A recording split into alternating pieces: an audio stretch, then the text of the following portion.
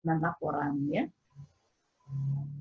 Ini bisa kita lihat yaitu mungkin kita sudah tahu lah ya. Pemilihan topik itu dapat dilakukan berdasarkan permasalahan yang ada di dalam fenomena kita yang ada ya di sekeliling kita. Kemudian eksplorasi informasi ya. Kita mengeksplor ya literatur-literatur yang sesuai dengan topik yang akan kita pilih. Kemudian juga setelah kita eksplor, kita fokus pada penelitian ya berdasarkan informasi yang tadi yang kita peroleh ya. Kemudian sumber data juga dikumpulkan itu berupa data empirik ya yang bersumber dari buku-buku, jurnal dan sebagainya ya. Yang itu yang berasal dari perpustakaan tadi ya. Kemudian juga membaca sumber kepustakaan ini merupakan sebuah kegiatan yang memang menuntut keterlibatan pembaca aktif dan kritis ya, di mana dalam membaca sumber ini memang harus menggali mendalam ya, tidak hanya sekedar baca begitu ya, memang kita harus sambil menganalisis dan sebagainya begitu ya, tentu saja untuk memperoleh ide-ide ya. Nah setelah kita membaca, kita membuat catatan, jadi hal-hal yang penting apa saja yang perlu kita catat, tentu saja dari sekian yang kita baca tentu saja tidak semua yang kita ambil ya, jadi kita perlu mencatatnya. Kemudian setelah membuat catatan, kita mengolah catatan ini ya menjadi suatu sumber data yang akan dibuat sebagai laporan, begitu ya. Berikutnya sumber data yang seperti apa yang kita butuhkan ya.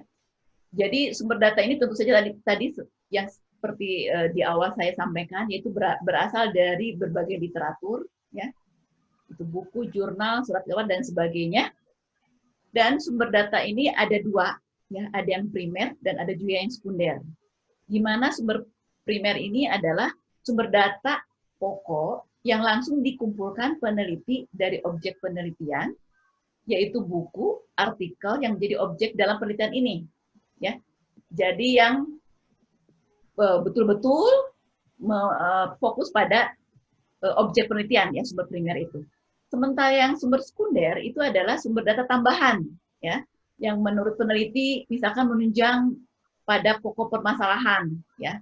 Jadi yang bisa membantu memberikan data-data terhadap pokok permasalahan yang kita teliti gitu ya. Itu adalah sumber sekunder. Berikutnya adalah ciri utama studi perpustakaan, mungkin nanti Bapak Ibu bisa dibaca lebih lanjut lagi ya. Jadi berhadapan dengan teks, kemudian perpustakaan adalah laborat ya, sebagai laborat peneliti, kemudian data pustaka juga bersifat siap pakai ya, kemudian juga kondisi data pusat juga tidak dibatasi oleh ruang dan waktu tentu saja ya, apalagi sekarang ya dengan banyaknya digital library tadi. Nah, kemudian teknik pengumpulan data yaitu ada 3, yaitu editing, yaitu di mana data yang sudah kita kumpulkan kita periksa kembali, ya, yang diperoleh terutama dari segi kelengkapannya, ya, apakah sudah jelas juga maknanya, keselarasannya dan sebagainya. Kemudian diorganisasi ya data tersebut, ya, yaitu secara misalkan kerangkanya kita buat ya seperti apa begitu ya. Kemudian finding ini adalah lanjutan terhadap pengorganisasian data tadi ya, di mana kita menggunakan kaedah-kaedah atau teori-teori yang digunakan itu untuk menemukan kesimpulan yang merupakan jawaban dari masalah tadi ya. Kemudian pengumpulan data itu, nah ini untuk memperoleh kredibilitas yang tinggi ya, itu peneliti itu harus yakin bahwa dokumen atau naskah itu otentik ya. Jadi nanti kita pun jika kita membimbing mahasiswa, mungkin kita harus lihat juga ya naskah-naskah yang dipakai untuk penelitian ini adalah otentik tidak. Gitu. Ya. Jadi jangan asal naskah saja gitu ya. Kemudian pengumpulan data juga dilakukan tanpa mengganggu objek atau suasana penelitian. Betul-betul tanpa betul-betul apa adanya begitu ya. Dan ini pengumpulan data bisa didokumentasikan ya. Jadi pendokumentasian ini penting supaya kita lebih terorganisasi ya. Kemudian pengumpulan data sebaiknya ini dilakukan secara bertahap ya, dan sebanyak mungkin peneliti berusaha mengumpulkannya. Jadi memang mungkin karena ini kualitatif ya Bapak Ibu, jadi sambil jalan kita meneliti itu sambil terus menambah data begitu ya, itu tidak apa-apa. Nah ini untuk contoh saja dalam bidang pendidikan. Pertama misalkan contohnya kita akan mengkaji kurikulum sekolah ya. Nah sumber datanya adalah bisa dari RPP, berkas-berkas yang ada di sekolah, kemudian keadaan siswa setiap semester, dan juga banyak lagi tentunya yang lainnya ya. Ini bisa menjadikan sumber data ya. Nah kemudian ini ke analisis data. Di sini analisis data bisa didekati dalam 5 ya pendekatan, yaitu dengan deduktif, induktif, interpretatif, komparatif, dan histori. Ya. Dan kelima, analisis data ini tidak perlu semuanya ada sebetulnya ya. Jadi cukup yang sesuai aja dengan permasalahan kita. Tapi memang baiknya kita lebih dari satu lah ya. Tidak sehiji-ting mainan ya. Nah, apa itu deduktif? Seperti kita sudah tahu semua ya, itu bertolak dari fakta-fakta yang umum, kemudian ditarik kepada kesimpulan yang khusus ya. Induktif adalah sebaliknya ya, dari suatu konklusi atau situasi suatu konkret, kemudian bisa ke abstrak, atau juga dari pengertian dari sesuatu yang khusus menuju yang umum ya. Dan interpretatif adalah menginterpretasikan suatu makna ke dalam makna normatif. Ya. Dan komparatif adalah membandingkan objek penelitian dengan konsep pembanding. Ya. Dan yang historis adalah melakukan analisis kejadian di masa yang lalu untuk mengetahui kenapa dan bagaimana suatu peristiwa itu terjadi. Ya. Ini biasanya memang penelitiannya bidang sejarah ya, yang menggunakan ini maksudnya. Kemudian, nah ini instrumen penelitian.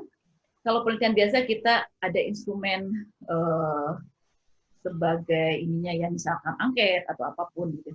Tapi dalam kepustakaan itu adalah justru peneliti sendiri sebagai instrumen ya. Jadi ini adalah human instrument ya, di mana kedudukan peneliti ini adalah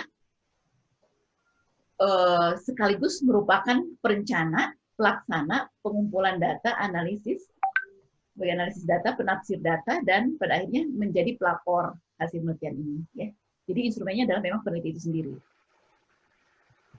Nah, untuk sistematika proposal, nah ini saya coba buatkan sistematikanya, yaitu pertama judul, yaitu latar belakang. Rumusan masalah ini sebetulnya tidak terlalu jauh berbeda ya dengan yang biasa.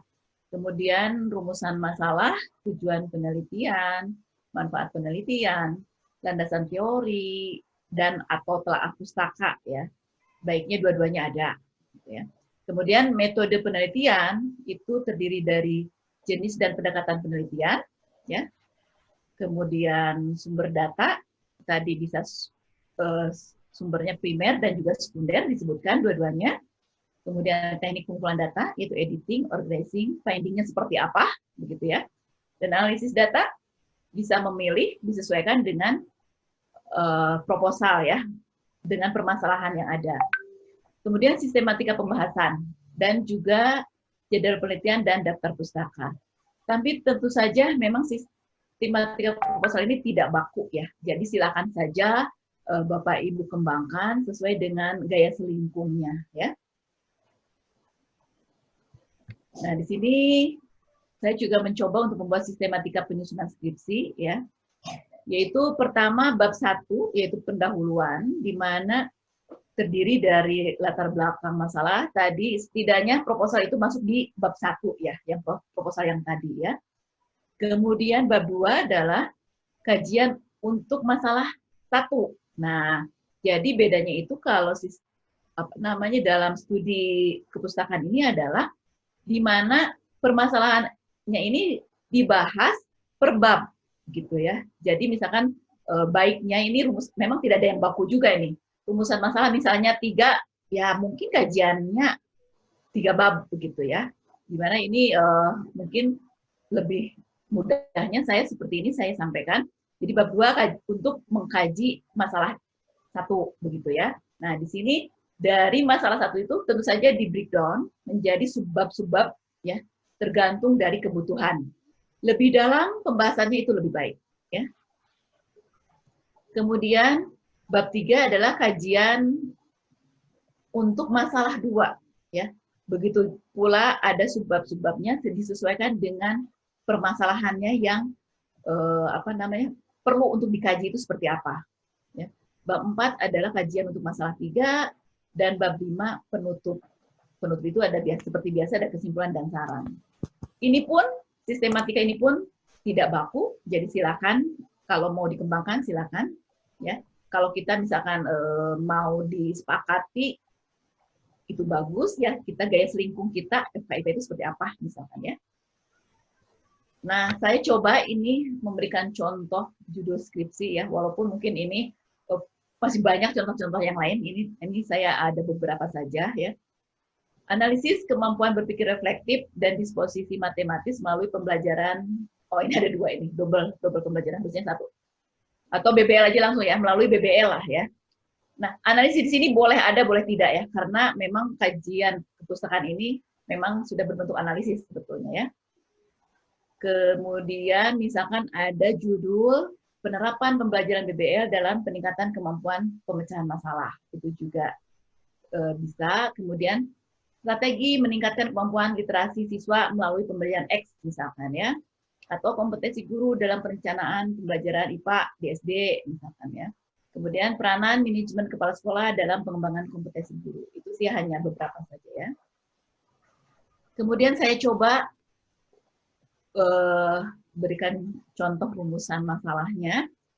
Jika judul yang pertama, yaitu kemampuan berpikir reflektif dan disposisi matematis melalui BBL, itu bisa rumusannya seperti ini ya. Tapi tentu saja rumusan juga ini tergantung dari kebutuhan ya. Tidak ada yang baku ya. Misalkan kita ingin melihat bagaimana kemampuan berpikir reflektif melalui model BBL misalkan ya. Atau yang keduanya bagaimana kemampuan disposisi matematis siswa melalui BBL. Dan yang ketiganya adalah ingin melihat kaitan atau hubungan. Bagaimana kaitan kemampuan berpikir reflektif matematis dan kemampuan disposisi matematis misalkan ya, seperti itu. Lagi-lagi ini Bapak Ibu jangan terpaku dengan model rumusan masalah seperti ini. Silakan dikembangkan ya. Dan ini contoh yang berikutnya. Misalkan judulnya seperti ini ya, strategi meningkatkan kemampuan literasi siswa melalui pembelajaran. Mungkin Bapak Ibu tujuannya ingin tahu bagaimana sih konsep kemampuan literasi itu, begitu ya. Nah, karena literasi itu kan mungkin bisa di bahasa Indonesia, ada di matematik misalkan ya.